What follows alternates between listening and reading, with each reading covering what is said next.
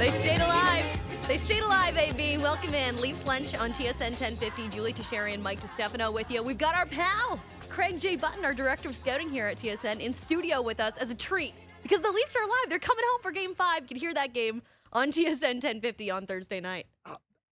To be called your pal, that's amazing. Craig, of Warms course. my heart. Yes, we're all here. We're all pals, and we're all fired up because we get to keep watching this series between the Florida Panthers and the Toronto Maple Leafs. And AB, you had a prediction.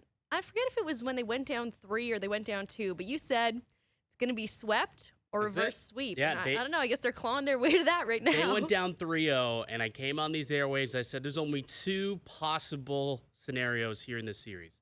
They're either going to get swept in losing Game 4, or they're going to be the 5th team to complete the reverse sweep.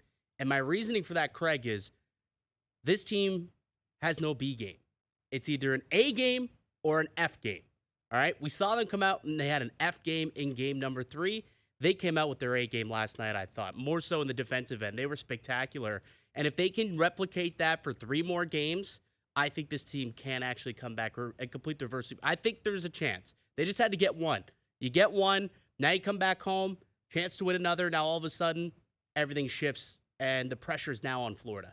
Yeah, you're right. And I think for the Toronto Maple Leafs, the effort and commitment they made to grinding in Game 4 was really, really impressive. And, from the drop of the puck right to the end of the game, they were dialed in. Everybody was dialed in. And I think that, to win a game against a really good team when you're facing elimination, you have to at least be able to stand up at the end of the game and say, we gave our very best, even if you don't win. But they won, and they deserve to win. And, you think about the 2 even-strength slot shots against at 5-on-5 the entire game. If that's not commitment to defense on a team that we talk about the offensive juggernaut that we've seen them be, the commitment to defense was phenomenal. So does that have to be the recipe going forward, like to play that style? I mean, I know you've got guys like Marner and Matthews and Nylander and all these high-fluting offensive players, but if you can just, buckle down and make sure that you play that game and you don't give anything to Florida, you play a tight game. I mean, that's typically how playoffs have gone. This year's been a little wonky. We've seen a lot of high-scoring games, but that's more reminiscent of what we've seen over the course of the last, in hockey history when it comes to winning the playoffs. Well, if we go back and you consider like how hard games are, like I'll go all the way back to 2009, Game 7, Max Talbot scores 2 goals and they win 2-1. It was everybody. They had Malkin, they had Crosby, they had all those great players. You can go back in time and see these critical games. They're usually low scoring. Yeah, and they're usually about a full commitment from every single player. We use the term and we hear the term. And it's a cliche, your best players have to be your best players. Come playoff time, you need all your players to play to the best of their capabilities. Because if you have 10 playing to the best of their capabilities and the other aren't, you're not going to win. You need everybody, and I thought that Game 4 was exactly that for the Toronto Maple Leafs. Like, name me somebody that didn't play to the best of their abilities. No, you're so right. And 2 guys that had kind of been circled on the blue line, actually, TJ Brodie and Mark Giordano, 2 guys that are always really consistently good for the Leafs, who had kind of struggled thus far in the series. Cheryl and I were kind of, they were down 3-0. We were sharing bits of hope with one another, Cheryl Pounder and I, and she had a theory that if TJ Brodie could get it back on the rails, it might stabilize the whole blue line. And I think he played a little bit better last night. I think there was something to that. Well, I obviously, everybody, when you only give up 2 even-strength slot shots, your defenders are playing really well, right? Hall played well. Liljegren played well. I thought Giordano, from a competitive investment, was phenomenal. Like early in the game, the board battles, blocking shots. Like he lost his stick on that glove save, making glove saves out there. Awesome but it was a competitive investment. Sticking with the play. Yeah, but he was right there. He was right there, but they all were. I thought Justin Hall had a terrific game. Yeah. Timothy Liljegren played, and that's what you need. You need everybody. I don't need more from you than you're capable of. Just don't give me less. And I think that's what angered Leafs fans after Game 3. It's like, okay, we lost, but really, that's how we're going to lose? That stinks. Yeah, it does. And you could point to the defensive efforts. I think up and down the lineup, the blue line, but the forwards were also, supporting as well. But coming into this game, like there was a lot of focus on the big boys up front. You know, what can Marner and Matthews do as an encore to what was a no-show in Game 3? I thought that those two really committed to playing a sound defensive game, but Mitch Marner in particular finally broke out in this game. He ended up with 2 points and got the game-winning goal. You know, what was notably different about the way that he played last night that gave this team a chance?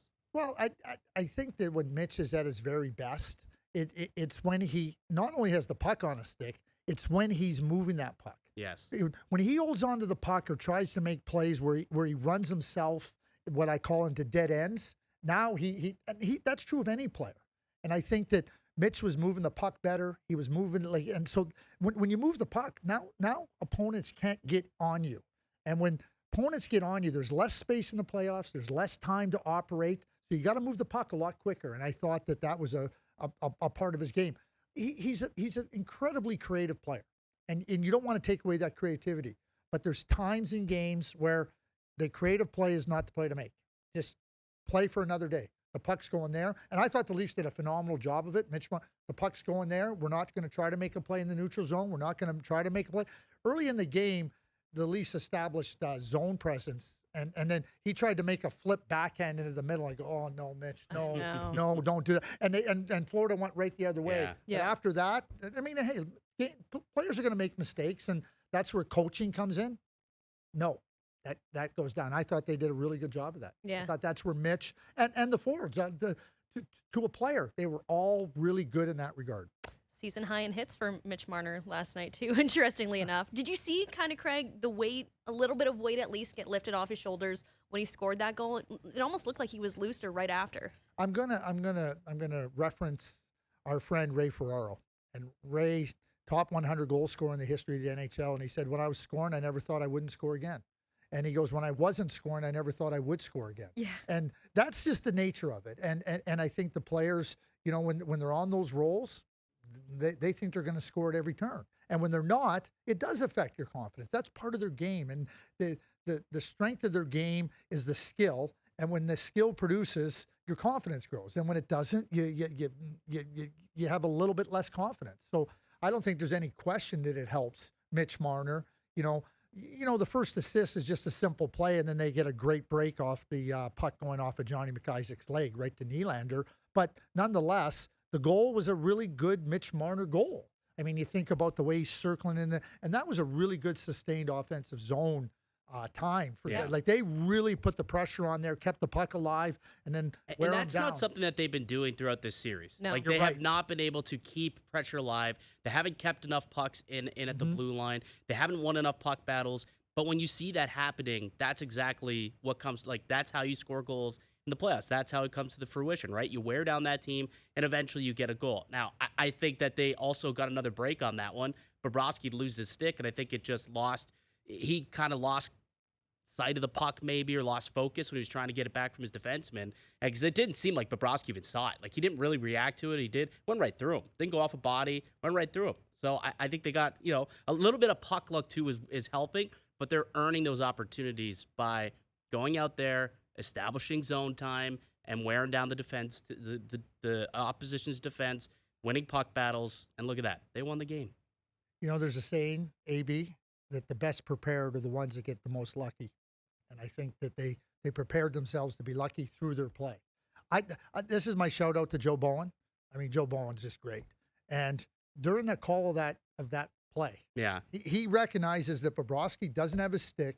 He calls Bobrovsky getting the stick back, and then the goal. Yeah, I mean, if that is not fluidity of broadcasting and just magnificent, I don't know what it is. But like to your point, like we saw the stick there, the goalie stick, and then his defenseman comes and picks it up and comes to hand. I thought you couldn't do that, by the way. No, you can bring the stick to him. You can't push it to him. Okay. Yeah, okay, you have okay. to pick it up and hand it to him. Gotcha. Or the goalie has to go and get it. But you can go and get the goalie stick and bring it to your goaltender.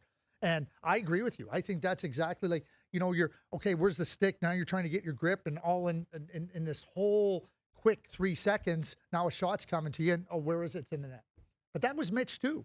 Mitch working in the offensive zone, circling around, working off the different, and then finding the opening. Ryan O'Reilly with a great screen too.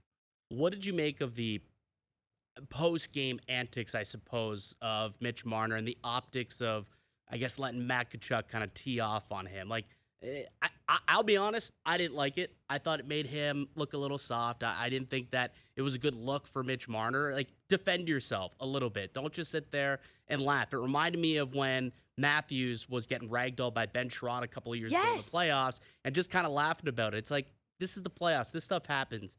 You got to make sure that you defend yourself. Like, I'm watching the Edmonton game last night. Leon takes a massive hack from Pietrangelo, and who sticks up for him? Connor McDavid. Connor McDavid is getting into it with Alex Pietrangelo. Like, why can't the Stars of Toronto Who had that show on that their type of bingo card emotion? also? Well, not me, but guess what? When you're in the heat of battle here, you got to show a little bit of emotion. You got to stick up for your team, for yourself. And to me, Marner did not do that last night. It kind of, not that it wiped away the good game that he had, but it's like you were having such a great night, and it kind of left a sour taste. Just for some reason, it did.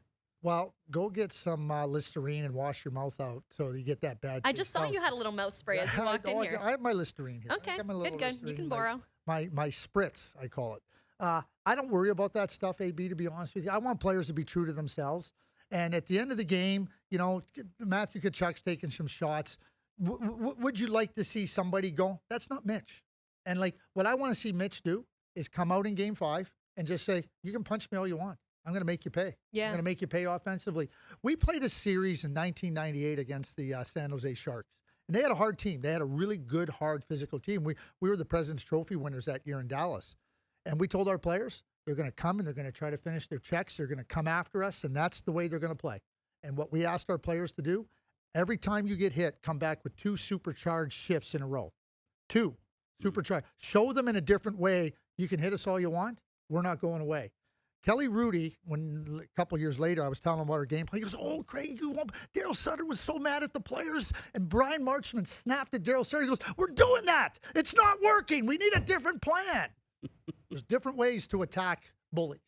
Toughness is the power play, baby. It still works. Yeah. Matthew Tkachuk has been held off the score sheet, though, just regardless of what happened post-game. So have the Leafs adjusted to be able to stave him off offensively? I think, well, he had an assist last night on the goal by Reinhart. And, Matthew Tkachuk is going to have a presence in the game, regardless if he's scoring goals or not. That's just the way he is. What I thought the Leafs did a fantastic job of in Game 4 was not allowing play below the goal line to wear them down. Yeah.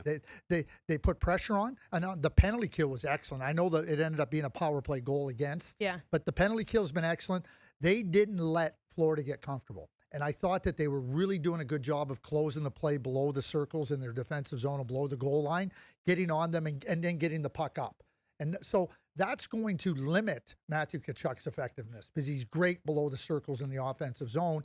And then the other area that I thought they were good on was on the rush chances. They didn't let Florida get, and that's part of the puck management in the offensive zone. That's part of the grind in the offense.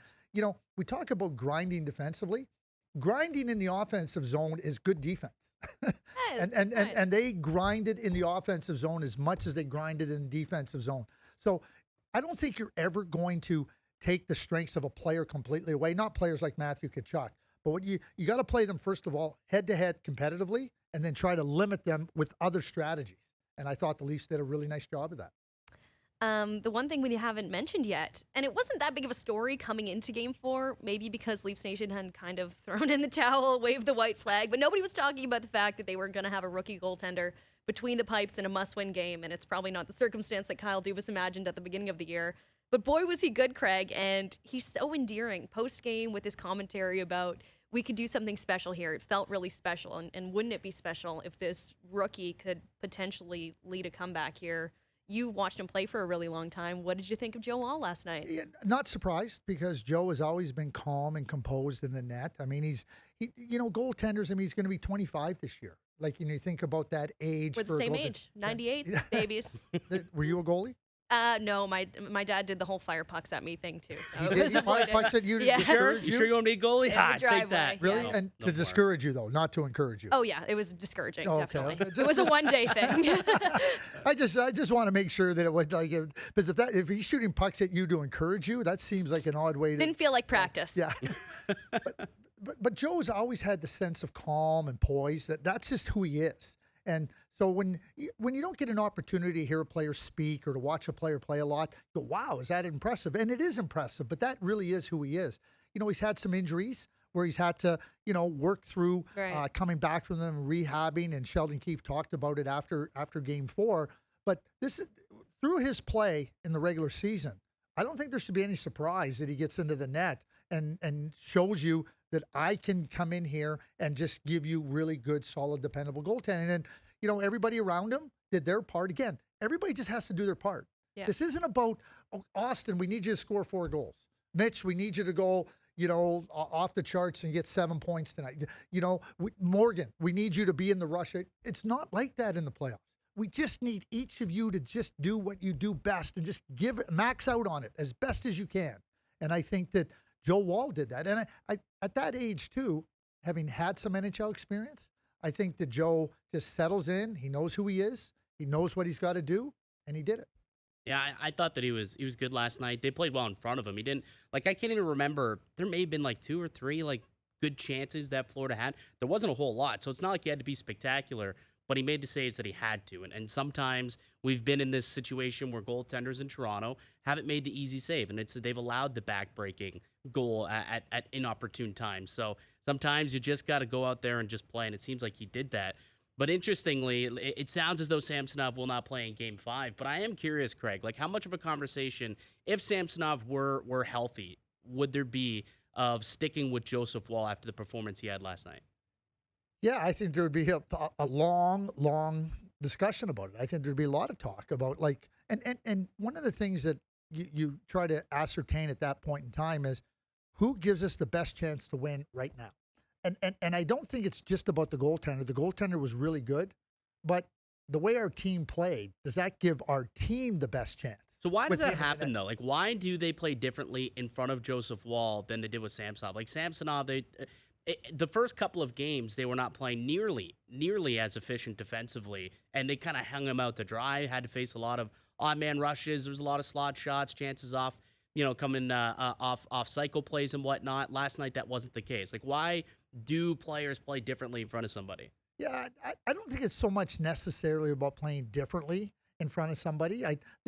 Toronto's a good defensive team during the regular season. They were a good defensive team, and they get away from it. They're also a puck possession team, and so I think a lot of the problems that they endured through some of the Tampa Bay series, as well as through the first 3 games of the Florida series, was they didn't make good decisions with the puck. They didn't give up the puck. Given the choice of having the puck or not having the puck, it's an easy choice, right? It's about when you have the puck and what spots you have it on the ice and what you're going to do with it at that point in time. All you got to do is look at Game 2. I mean, Nylander wants to hold the puck.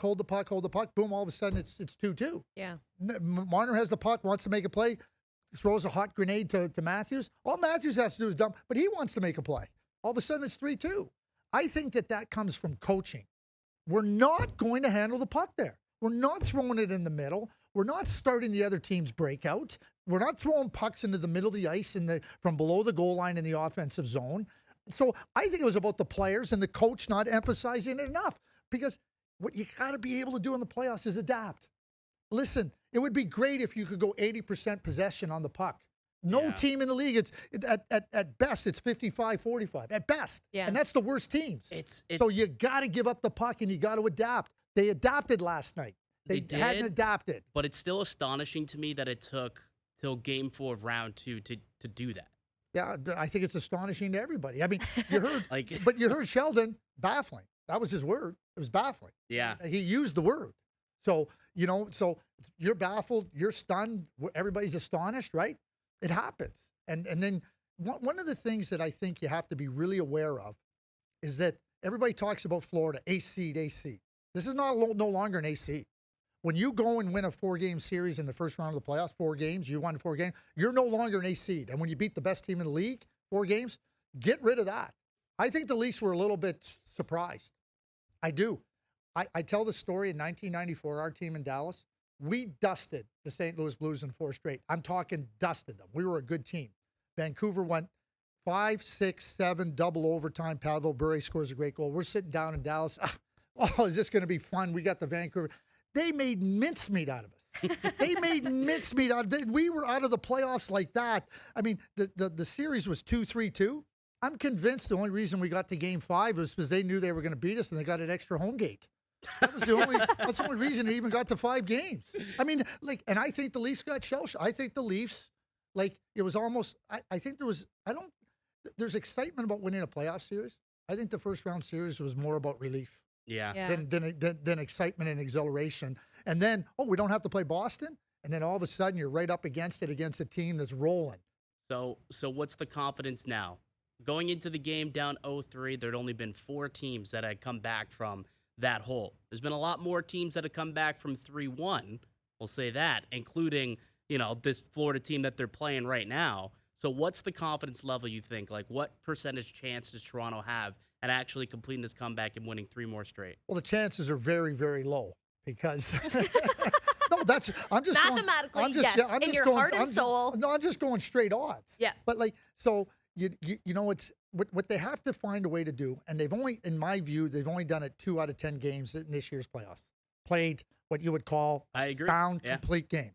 So 2 out of 8, that's not a very good number. And then you know what the odds are against you. So again, you're coming into game 5, and you now have a template to saying, okay, we can do this. It's one thing to say we got to do this. Now you just got to say we've done this and we got to do it again. And that's not easy to do, but that's where you have to get your sights focused in on, right? And it's not going to be like until after game 5 that you can even and a win in game 5 that you can even start thinking about game 6. But the odds are stacked against you. Yeah. Little trivia, want a flashback?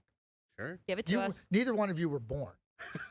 1975, I was 11 years old, and I was sitting in the Pittsburgh Civic Arena Okay. watching the Pittsburgh Penguins in Game 7. My dad was the general manager of the Penguins. Ed Westfall, 1-0 win over the Pittsburgh Penguins. New York Islanders came back from 3-0 down. I was witness to the Islanders coming back from 3-0 down. They did. One of the teams that were able to do it. 1-0, Ed Westfall, just grinding in. I mean, amazing. A But 1-goal game was last night's difference, right? Yeah. well, that's what it is. That's why I say, it comes down to every single play in a playoff game matters. It matters. You don't know which one's going to have a significant impact on the outcome. So you better treat every single play as critically important. Every single play. Actually, I want to ask you about one specific play from the game last night. Luke Schenn in front of the net with just the most perfect little poke and clear. He came into this, when he was traded to the Leafs, everyone was really excited about what he was going to bring physically, a little bit of grit, but I don't think anyone expected him to be as steady Eddie as he is back there for the Leafs. Impactful. I think is a word you could use. He's been impactful. So that was a series-saving little poke. I They could have agree. won A there. season-saving poke check. And it wasn't just, like, he adjusted to that, too, because Verhaeghe made a nice move, noticed that, and tried to cut around him, and he just adjusted and said, no, I'm not going down. Here you go, sticking with the play. Absolutely. I think Luke, and I've watched Luke since he was in junior hockey in Kelowna, and you're the 5th overall pick, and there's all these expectations. I think him playing in Tampa Bay and understanding, again, I'm going to go back to just give me what you have. Yeah. I don't need more from you. Just, He embodies that to me. Doesn't he? Yeah. And it's not just the way he plays. He's a competitor. He moves the puck quick. He's going to make those plays. He's in the right position. He doesn't chase hits. Right. And so when you're playing on a Stanley Cup winning team and you learn that. He played with Hedman at times in Tampa Bay. He played with Sergachev. He played with good players and everything. And I think you learn less is more. And by being in the right position, and he was patient. And I think Luke is at a stage of his career. He knows exactly what he is. He knows exactly who he is, and he knows exactly what he has to do to be impactful. Yeah. And I think that he's been really impressive. But again, we use the term old dog. Can you teach an old dog new tricks? Luke Schenn's a perfect example of somebody that's continued to progress and develop in his career. And we're just talking about 2 Stanley Cups in recent years, and now really strong play here. He was really good with the Vancouver Canucks this year, too.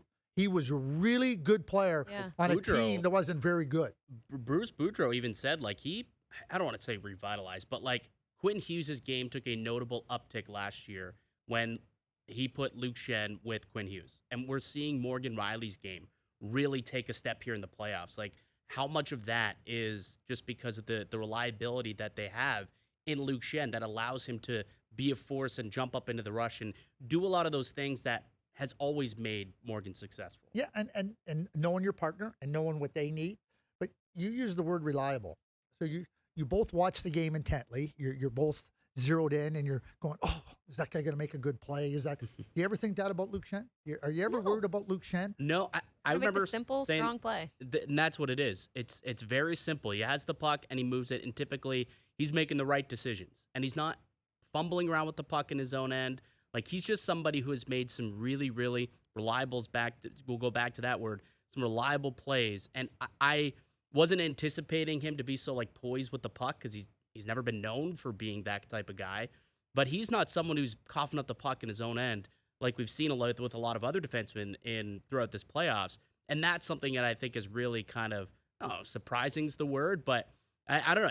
I didn't anticipate that being a strength maybe of Luke Schenn's game. But it's turned out to be a good thing, too, because it's really allowed them to get to where they are realistically. He's become comfort food. Yeah. Kinda, yeah. It's like my bag of spicy dills at night. Yes. There you go. Exactly. I was going to ask you what your comfort food is. Although I know that your comfort foods change at different times of the year. Yeah. If it's late winter, True. on a cold winter night, leaving a CHL panel. I always like pizza. You know I like pizza. Pizza? Yeah. Really quickly before we let you go, though, Craig, I do want to ask you about the Alex Pietrangelo situation.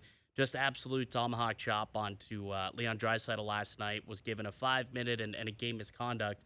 McDavid said he felt that there was clear intent to injure there. Pietrangelo will meet with player safety. There's a hearing later today. What did you make of the play, and does it deserve a suspension? I agreed with Connor McDavid. What I said last night on that, he was definitely going to get a fine. I didn't think they would suspend him. That's what should he be suspended? Yeah, he should be. And because it's where he brings the stick from. But yeah. I didn't think he would be. I really, and so am I surprised that there's a hearing? No, I'm not surprised. I'm actually encouraged. I think that's the right thing.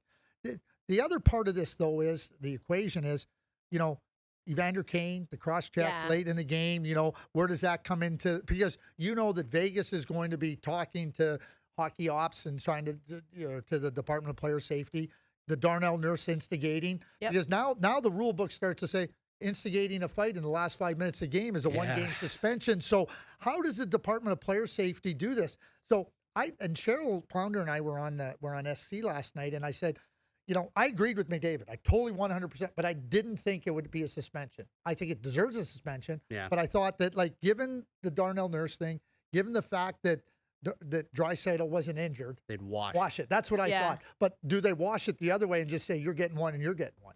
That might be because they have to rescind. They have to rescind the Darnell Nurse one because it's automatic unless they rescind it.